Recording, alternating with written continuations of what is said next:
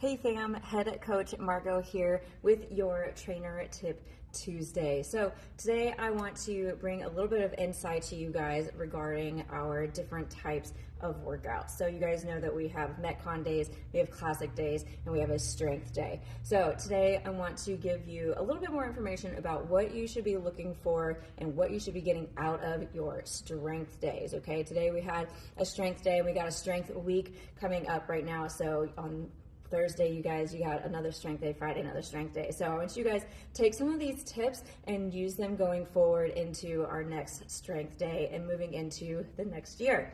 So what should we be getting out of your strength day? So you hear us coaches talking about all the different rep schemes that we should be getting out of your different protocol days, okay? So on our strength days, we're telling you guys, okay, we're looking for 6 to 10 reps, 8 to 10 reps, 6 to 10 reps. Okay, so great, we're working for 6 to 10 reps. You guys were working for, usually 30 to 40 seconds. It shouldn't be too difficult to stay in that scheme of those numbers of reps. But what are we getting out of those reps from that time period, okay? When it comes to 6 to 10 reps, that's where we want to be lifting that heavier weight, okay? So we should be having a lot more time under tension. You guys are gonna hear us talking about time under tension, being in that resistance. So a strength day is all about being in your resistance, okay? That's where the difference comes in from a Metcon day. Metcon days, we're working a little bit faster. We're working for that high number of reps. We're working cardiovascular on those Metcon days.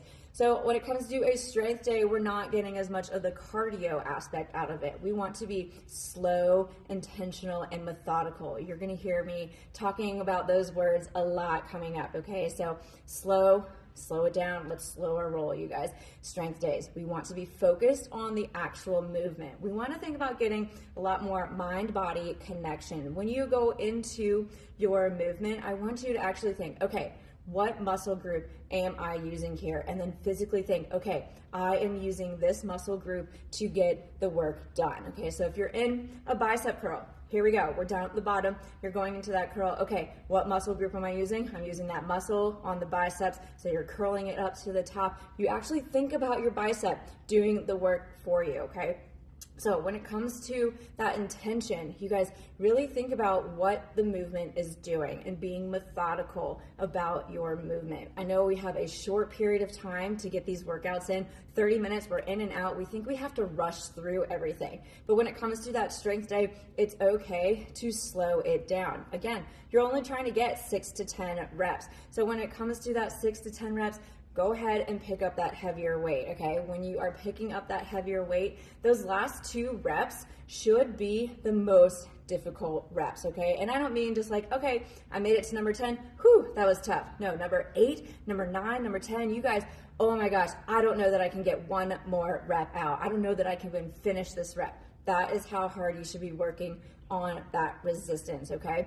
Again, another way to get that resistance if you're not ready to go up in the weight is slowing our tempo down, okay? You guys, you see us write down slow 3 seconds down or do a hold, do a pause, slow 3 seconds down. We do that because it is an intentional movement to have you guys in that time under resistance, okay? The more time under tension that you can have your body during that movement, the more muscle that you're going to build, okay? The stronger the muscle is going to get on that movement, okay? So if you see us write down 3 seconds on that lower end of that squat, 1 fit body, 2 fit body, 3, we're trying to have you in that movement for a longer period of time so that your muscle is staying contracted and working for a longer period of time to help build up that strength, okay? So when it comes to in that intention and that methodology, again, going into that movement, really think about focusing on slowing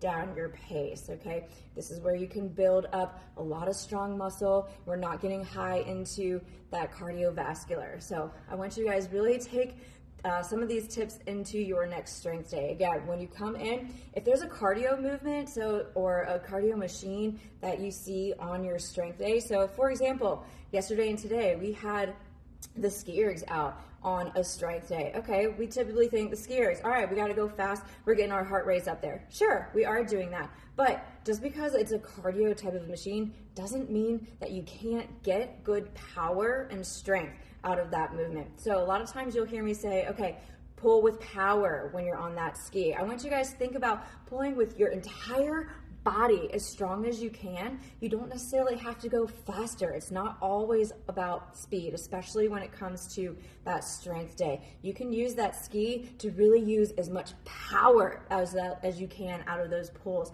Or when you're on the bike, if we have the bikes out there on that strength day, really think about, okay, my quads and my glutes, I'm really pushing as hard as I can. Doesn't necessarily mean you have to go faster, but really try and get those muscles going with a lot of power. That's still going to help you build up that strength and get you a little bit of that cardiovascular end.